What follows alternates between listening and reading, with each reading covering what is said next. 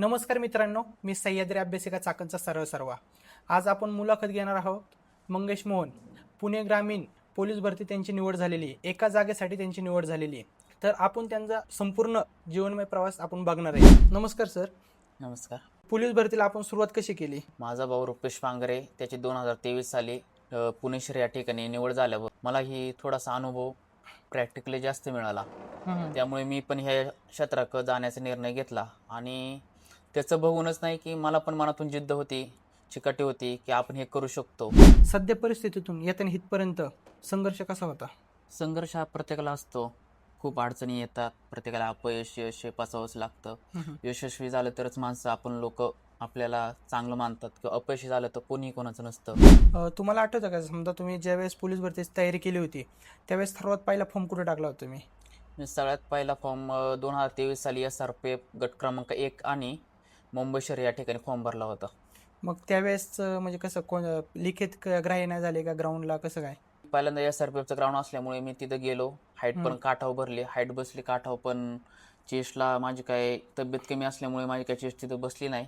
त्यानंतर मी महिनाभर मुंबईच्या ग्राउंडला वेळ होता त्यामुळे मी चेस्ट डिप्स वगैरे मारून पूर्णपणे जिम वगैरे लावून पूर्ण शरीर बनवलं होतं. गेल्या सर तुम्ही 3-4 वर्षापासून तयारी करता, तर तुम्हाला असं कधी वाटलं का आपण हार मानावी? हार म्हणजे मला वाटत होतं की मी जिद्दीनं चिकाटी केली तर नक्की यश आहे, पण माझ्या गुडघ्याचा प्रॉब्लेम वाढला. लिगामेंट इंजुरी झाली. एकदा पाय माझा रनिंग करताना मुरगळल्यामुळे मला लिगामेंट इंजुरी झाली तर खूप अडचणी आल्या. असं वाटत होतं मी सोडून द्यावा, का मी ह्या क्षेत्रात आलोय. म्हणजे मला हारावंसं वाटलं नाही, पण त्या पायामुळे मला जरा खचल्यासारखं व्हायचं. खचून न जाता आज पुन्हा तयारी करून आज तुमच्यासमोर पोलीस म्हणून निवड झालेली आहे माझी. तर तुम्ही सर सांगितलं तुमच्या गुडघ्याचं ऑपरेशन झालं. मग गुडघ्याचं ऑपरेशन झाल्यानंतर तुम्ही ग्राउंड सुरू करणं भरपूर कठीण असेल तुम्हाला. मग कसं तुम्ही सामोरे गेले त्याच्या? लास्ट मुवमेंटला आपल्याला चांगलं ग्राउंड द्यायचं असतं, त्यामुळे मी फक्त आपल्याला दम लागावा नाही म्हणून कंटिन्यू हळूहळू प्रॅक्टिस तिथे करायचो आणि फायनलला मी राऊंडला पूर्ण फोकस शरीराने पूर्ण ताकदीने द्यायचो. आता समजा तुम्ही आज पुणे ग्रामीणला पोलीस म्हणून तुमची निवड झाली, तुमचा दिवसाचं शेड्यूल कसं होतं, दिनक्रम कसा होता तुमचा? सकाळी ग्राउंडला जाणं, एक टाइम ग्राउंड हे करणं कंपल्सरी आहे, कारण की ग्राउंड दिल्याशिवाय आपण पेपरला क्वालिफाय होत नाही. त्यामुळे मी ठरवलं होतं आपली लेखी चांगली आहे त्यामुळे आपण लेखीला जास्त भर देऊ. मग सकाळी ग्राउंडवरून आल्यानंतर लगेच नाश्ता आंघोळ वगैरे करून लगेच सह्याद्री अभ्यासिका चाकणी त्या ठिकाणी आल्यावर मग कंटिन्यू 7-8 तास अभ्यास करायचो. परत संध्याकाळी माझा गोळा वीक असल्यामुळे मी 2 तास गोळ्याला एक्स्ट्रा वेळ द्यायचो. त्या दुखापतीच्या काळात तुम्ही मेंटली कसं स्ट्रॉंग राहिलं? मेंटली सांगायचं तर मला फक्त परिस्थितीची जाणीव होती की आपल्याला काही झालं तरी दुसरा पर्याय नाही. आपल्याला बिझनेस एखादा करायचं म्हणलं तरी घरच्यांचा सपोर्ट वगैरे काय नव्हता. परिस्थिती घरची आर्थिक नव्हती, त्यामुळे मी या क्षेत्रात कंटिन्यू करण्यासाठी निर्णय घेतला होता. त्यामुळे मी दुखापतीला थोडं साईडला ठेवून आपले मेंटली चांगली स्ट्रॉंग बनवली होती. तुमचे म्हणजे आता समजा तुम्ही पोलीस झाले, आता घरच्यांचं टेन्शन मिटलं असेल, तर बरोबर. तुम्ही पोलीस होण्याच्या आधीच तुमची घरची परिस्थिती काय होती? घरची परिस्थिती अशी सगळ्यांचीच म्हणजे आर्थिक परिस्थिती नसतेच, त्यामुळेच आम्ही ह्या क्षेत्राकडे वळलो आहे. नाही का, उद्योगधंदे वगैरे करायचे असते तर आम्ही घरची परिस्थिती चांगली असते तर आम्ही तेही केलं असतं. आता यश आल्यावर सगळेच खुश होतात, सगळेच सपोर्ट करतात. तुम्ही यशस्वी होण्याच्या आधी तुमचे आई वडील काय काम करत होते? म्हणजे माझी आई मुंबईला घरकामात भांडी कपडे धुणे, वडील गावाला शेती करतात. वडील तिकडे आपले स्वतःचा स्वयंपाक बनवून स्वतः खातात आणि मी इथं आत्यांपाशी राहतो. तुम्हाला सर्वात जास्त सपोर्ट कोणी केलाय पोलीस बनण्यासाठी? सगळ्यात महत्त्वाचा सपोर्ट म्हणजे माझा भाऊ पुणे शहरला पोलीस झाला, तर त्या क्षेत्रात तो असल्यामुळे त्याला भरपूर काय माहिती आहे. कधी मी खचलो किंवा काही झालं तर तो मला पॉझिटिव्ह म्हणून, एक व्यक्ती निगेटिव्ह माणसांपेक्षा तो पॉझिटिव्ह म्हणून मी त्याला आयुष्यात खूप म्हणजे नाही का मानतो. त्याने मला नेहमी पॉझिटिव्ह ठेवलं, त्यामुळे आज यश हे प्राप्त झाले हे त्याच्यामुळेच झाले. म्हणजे तुम्हाला सर्व गोष्टीत त्यांनी मार्गदर्शन केलं? हो. कधी पैसे वगैरे लागले का सांगू, आता सध्या तर अभ्यास आणि ग्राउंड केलं तर आपण कंपनीत कामाला नाही जात, पैसे वगैरे आर्थिक अडचण आली तर मी हक्काने त्याच्याकडे मागायचो. मग तोही, त्यालाही माहिती ह्या क्षेत्रात आपण अभ्यास आणि ग्राउंड करण्यासाठी पैसे वगैरे लागतात, काम वगैरे करत नाही, मग तो भरपूर मला सपोर्ट करायचा. म्हणजे जर महिन्यात तुम्हाला असं किती रुपये द्यायचा काय अंदाजे? म्हणजे मी शक्यतो सगळ्यांकडून थोडे थोडे पैसे घ्यायचे. माझा सक्का भाऊ होता, आईवडिलांकडून पण पैसे यायचे, ते द्यायचे, किंवा जास्त पैसे लागले तर शक्यतो मी ह्या भावाकडे मागायचो. तुम्ही आज पुणे ग्रामीणला एका जागेसाठी फॉर्म भरला, मग तुम्ही त्या एका जागेसाठी का रिस्क घेतली? एक प्रत्यक्ष मागच्या वर्षी अनुभव घेतला होता पोरांचाही. पोरं फॉर्म कुठं भरतात, कसे भरतात, कॉम्पिटिशन कुठं राहते. पुणे शहर आणि पिंपरी ठिकाणी ह्या ठिकाणी जास्त जागा असल्यामुळे शक्यतो पोरं सगळी इकडे जाणार. मग मी माझ्या माइंडनी चाललो की आपण सगळी पोरं इकडे जातात, आपण ह्या एका जागेसाठी रिस्क घेऊ, होऊ किंवा नाही होऊ. एक तर माझं वय कमी होतं, मला पुढची भरती ट्राय करता येईल, त्यामुळे त्या एक जागेसाठी मी रिस्क घेतली. म्हणजे आता इथून पुढच्या म्हणजे भविष्यातले जी मुलं मुली असतात त्यांना तुम्ही काय सांगताल, एका जागेसाठी रिस्क घ्यावी का नाही घ्यावी?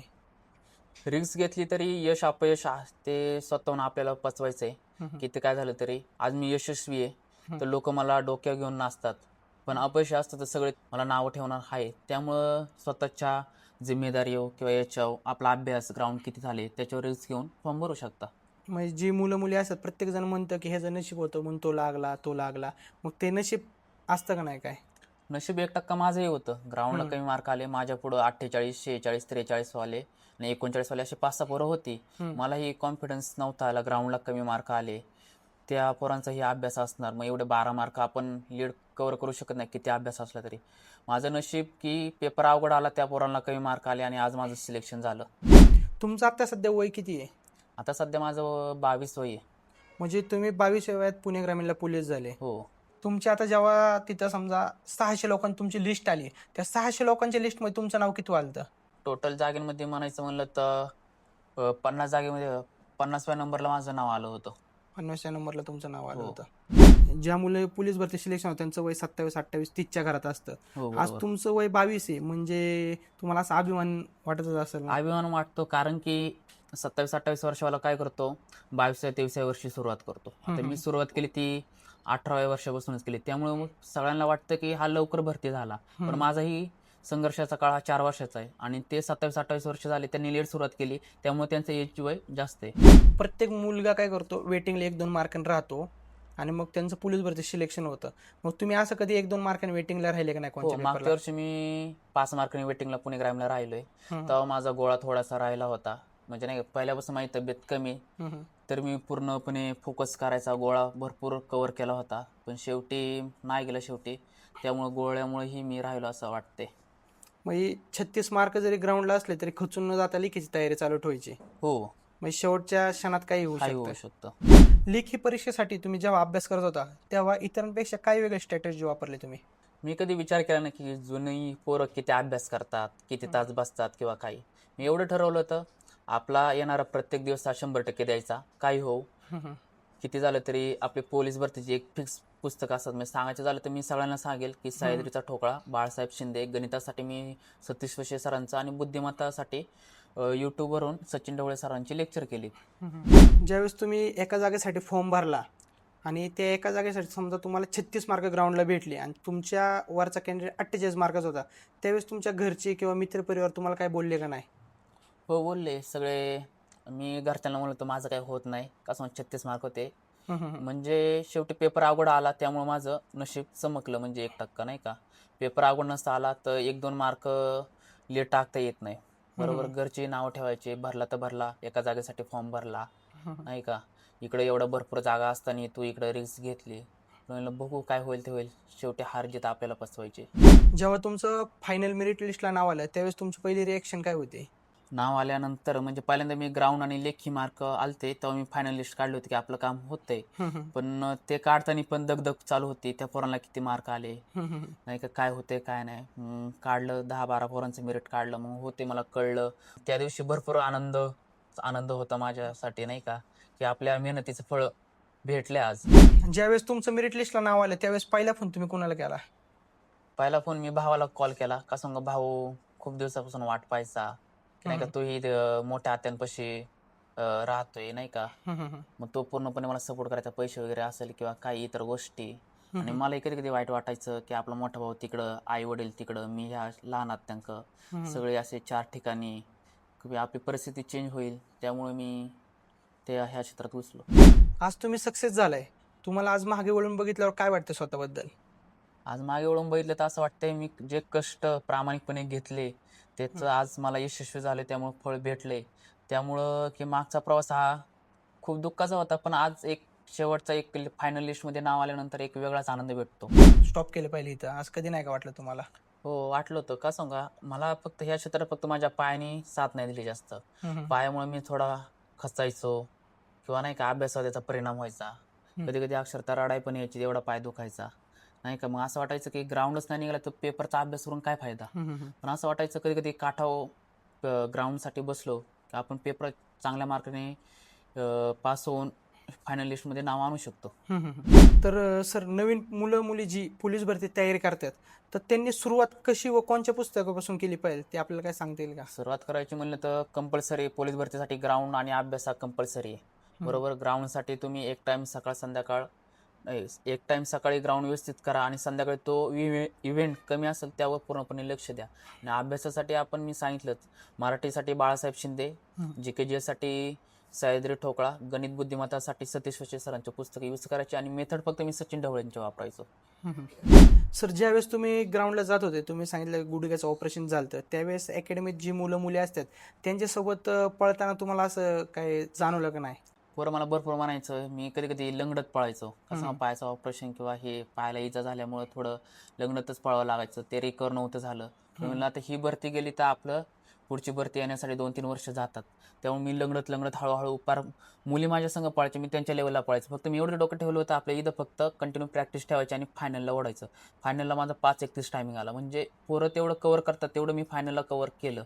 असं नाही की इथं प्रॅक्टिस मी हळूहळू केली पण फायनलला मी ओढलं. तुम्ही लंगडत पळत होते, लोक तुम्हाला तोंडावर तर नाही मागं बोलले असेल, बाबा लंगडा ह्या काय होणार हे आज तसं थोडं बोलले असेल, मग त्यावेळेस स्वतःला कसं समजून सांगितलं तुम्ही?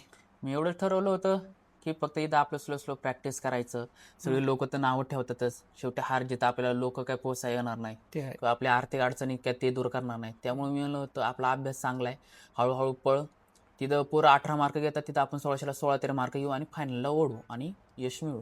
तर अभ्यासिकेत तुम्ही किती वेळा अभ्यास केला प्रॉपर मी सकाळी 10ला यायचो आणि संध्याकाळी 7-8 वाजता जायचो आणि परत घरून जेवण वगैरे येऊन 1-2 तास संध्याकाळचं बसायचो. तुम्ही कमीत कमी अभ्यासिकेत 8 ते 10 तास अभ्यास केलेला आहे. हो, रेग्युलर. तुम्ही अभ्यास करताना इतरांपेक्षा काय वेगळी स्ट्रॅटेजी ठेवली? अभ्यास करताना मी जुन्या प्रश्नपत्रिका नाही का, बरीचशी पोरं एक पुस्तक 10 वेळा वाचत नाही, वेगवेगळ्या प्रकाशनची पुस्तकं घेतात. पण मी एक सांगतो, सह्याद्री ठोकळा एक पोलीस भरतीसाठी बेस्ट आहे, बाळासाहेब शिंदे एक बेस्ट आहे. हीच पुस्तकं तुम्ही भरती होईपर्यंत वापरा. तीच पुस्तकं, त्या पुस्तकांमधली कन्सेप्ट क्लिअर असेल तर आपल्याला पर्याय कट करायला सोपं जातं आणि परीक्षेत मार्कही भरपूर मिळून जातात. जे विद्यार्थी वारंवार फेल होतात त्यांना तुम्ही काय सांगता? वारंवार फेल होण्याचं कारण म्हणजे काही पोरं काम करून करतात किंवा पूर्णपणे फोकस देत नाही. 1-2 मार्कांनी राहणं हे नशिबाचा खेळ आहे. एखाद्याचे परीक्षेमध्ये 90 मार्काचा पेपर सरासरी पोरं घेतात, पण वरचे 2 मार्क 92 जो घेतो तो मेरिटमध्ये मुलगा येतो. बरोबर. पण 2 मार्क ते त्याचे थुक्के लागलेले असतात, म्हणजे इतरांपेक्षा 2 गोळे जास्त हे होतात नाही का. त्यामुळे सांगायचं झालं तर त्यांना मी एकच म्हणेन की कंटिन्यू सातत्य ठेवा. पुढच्या भरतीची वाट न पाहता कंटिन्यू सातत्य ठेवल्यानंतर तुम्हाला हे यश प्राप्त होईल. यश मिळवण्यासाठी 3 महत्त्वाच्या गोष्टी कोणत्या? संयम, सातत्य, संघर्ष करत राहा. यश नक्कीच आहे. किती काय केलं तरी संघर्षाशिवाय किंवा मेहनतीशिवाय यश मागणं हे चुकीचं आहे. काही काही म्हणतात की आमचं नशीब नव्हतं किंवा काय. 1% नशीब असतं ठीक आहे, पण मेहनत 99% असते. मेहनत केल्याशिवाय यश हे भेटणारच नाही. त्यामुळे कंटिन्यू सातत्याने ग्राउंड आणि अभ्यास कंटिन्यू ठेवा, यश नक्कीच मिळेल. तर आपण मंगेश मोहन यांचा सगळा संघर्षमय जीवन प्रवास ऐकला असेल, तर मला प्रत्येकाला एकच म्हणायचं आहे, वय आयुष्यात मॅटर करत नाही. वयाच्या 22व्या वर्षी पुणे ग्रामीण, जिथं लोकांचं स्वप्न असतं पोलीस बनायचं, एकतर पिंपरी चिंचवड किंवा पुणे शहर किंवा पुणे शहरला किंवा पुणे ग्रामीणला, त्या ठिकाणी हा एका जागेसाठी अख्ख्या महाराष्ट्रातलं त्या जागेवर लक्ष असेल तर एका जागेसाठी हा मुलगा पोलीस झालेला आहे.